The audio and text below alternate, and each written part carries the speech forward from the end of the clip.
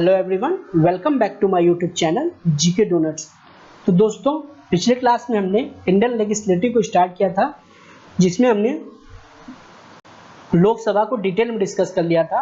और आज की इस वीडियो में हम राज्यसभा के बारे में जानेंगे, जिसमें हम राज्यसभा के मेंबर बनने के लिए क्या क्या एलिजिबिलिटी होती है, राज्यसभा के पास क्या क्या पावर होते हैं और लोकसभा और राज्यसभा में क्या क्या डिफरेंसेस होते हैं, इन सभी पॉइंट को हम इस वीडियो में डिस्कस करेंगे।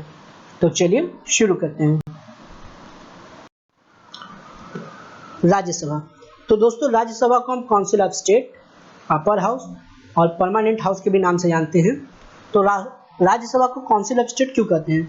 तो दोस्तों, राज्यसभा में जो स्टेट होते हैं उनको एक fix number of seat allocate कर दिया जाता है डिपेंडिंग अपॉन देयर पॉपुलेशन। तो यहाँ पर हम एक एग्जांपल लेते हैं यूपी का। सपोज कीजिए यूपी में राज्यसभा की 40 सीटें हैं। तो यहाँ के जो एमएलए हैं वो आपस में डिस्कशन करेंगे और आपस में ही वोटिंग करेंगे और अपने 20 से 40 मेंबर को राज्यसभा के लिए नॉमिनेट कर देते हैं। तो ये दोस्तों, जो उनके द्वारा 40 मेंबर को नॉमिनेट किया जाता है, जो सिलेक्ट करके भेजा जाता है, वो एक तरीके से रिप्रेजेंटेटिव होते हैं अपने स्टेट के। इसीलिए दोस्तों इसे हम काउंसिल ऑफ स्टेट के नाम से जानते हैं। नेक्स्ट है अपर हाउस। तो दोस्तों 1919 ईस्वी में बाइकैमरलिज्म को इंडिया में इंट्रोड्यूस किया गया था। बाइकैमरलिज्म का मतलब ही होता है टू हाउसेस, अपर हाउस और लोअर हाउस। तो जो लोकसभा है उसे हम लोअर हाउस के नाम से जानते हैं और राज्यसभा को हम अपर हाउस के नाम से जानते हैं। और थर्ड है परमानेंट हाउस। दोस्तों, जो राज्यसभा वो कभी भी डिसॉल्व नहीं हो सकती, इसीलिए इसे हम परमानेंट हाउस के नाम से जानते हैं। और जो राज्यसभा है उसका जो मेंबर होते हैं उनका जो नॉर्मल टेन्योर होता है वो 6 साल का होता है और हर 2 साल पर 1/3 मेंबर ऑफ राज्यसभा रिटायर हो जाता है। इसको एक एग्जांपल समझते हैं दोस्तों। सपोज कीजिए राज्यसभा में करंट में 240 सीटें हैं, जिसमें से 1/3 यानी कि 80 जो मेंबर हैं वो आज रिटायर हो रहे हैं। तो दोस्तों 80 मेंबर के रिटायर होने के बावजूद 160 मेंबर जो है वो राज्यसभा में प्रेजेंट रहेंगे और उनके द्वारा राज्यसभा की जो कार्रवाई है वो सुचारू रूप से चालू रहती है। मतलब वो अपना सहयोग देते हैं राज्यसभा के कार्यवाही को चलाने में। और आने वाले कुछ समय में ये जो 80 मेंबर रिटायर हुए थे, इनकी सीटों को नए मेंबर द्वारा फिल कर दिया जाता है। तो दोस्तों यहाँ पर राज्यसभा में एक बार में सारे जो मेंबर होते हैं वो रिटायर नहीं होते, जिसके कारण जो राज्यसभा है वो कभी भी डिसॉल्व नहीं होती है। इसीलिए इसे हम परमानेंट हाउस के नाम से जानते हैं। तो राज्यसभा का जो मैक्सिमम स्ट्रेंथ है वो 250 है, मतलब 250 है, जिसमें से 238 मेंबर स्टेट और यूनियन टेरिटरी को रिप्रेजेंट करते हैं, जबकि जो 12 मेंबर होते हैं उन्हें नॉमिनेट किया जाता है प्रेसिडेंट ऑफ इंडिया द्वारा। और यह वो लोग होते हैं जिन्होंने देश के लिए कुछ अचीव किया है और या फिर उनको अपने फील्ड यानी literature, science, art, social service में स्पेशल नॉलेज होता है। ऐसे 12 लोगों को जो हमारे प्रेसिडेंट ऑफ इंडिया हैं वो राज्यसभा के मेंबर के रूप में नॉमिनेट करते हैं। तो दोस्तों राज्यसभा के मेंबर बनने के लिए क्या क्या एलिजिबिलिटी होती है? तो इसमें पहला यह होता है कि आप भारत के नागरिक होने चाहिए। सेकेंड ये होता है कि आपकी उम्र कम से कम 30 साल होनी चाहिए। यानी जैसा कि लोकसभा में था मिनिमम एज जो था वो 25 साल था, लेकिन राज्यसभा में जो मिनिमम एज है वो 30 साल है। और थर्ड है should not hold the office of profit. Office of profit में दोस्तों कई सारे कैटेगरी होते हैं। बेसिकली इसमें यह होता है कि अगर आप पब्लिक सर्वेंट हैं या फिर आप किसी पब्लिक ऑफिस को होल्ड करके रखे हैं या किसी पब्लिक प्रॉपर्टी को यूज कर रहे हैं, तो आपको राज्यसभा का मेंबर बनने के लिए इन सभी चीज़ों से रिजाइन देना होगा, इन सभी चीज़ों को छोड़ना होगा, तभी आप राज्यसभा के मेंबर के लिए एलिजिबल होंगे। और फोर्थ है शुड नॉट बी इंसॉल्वेंट। मतलब दोस्तों आप किसी भी तरह के कर्ज में नहीं होने चाहिए। जब तक आप इंसॉल्वेंट नहीं होंगे तब तक आप राज्यसभा के मेंबर बनने के लिए एलिजिबल नहीं होंगे। Difference between Lok Sabha and Rajya Sabha. तो दोस्तों लोकसभा और राज्यसभा में क्या क्या डिफरेंस है चलिए जानते हैं।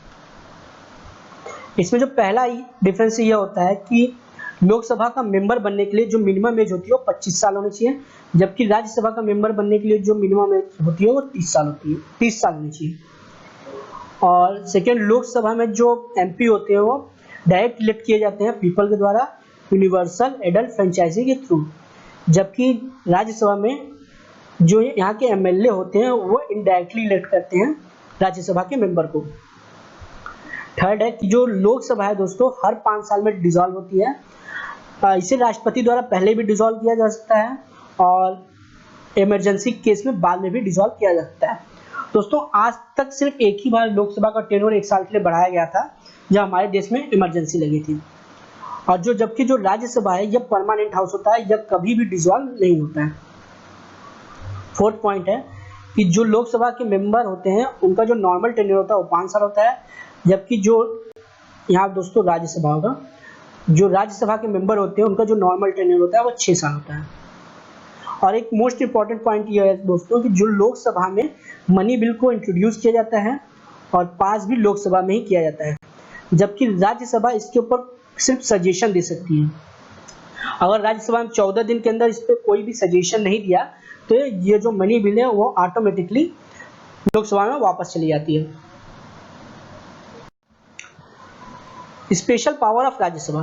तो दोस्तों राज्यसभा के पास कुछ स्पेशल पावर दी गई है, उनको हम डिस्कस करेंगे।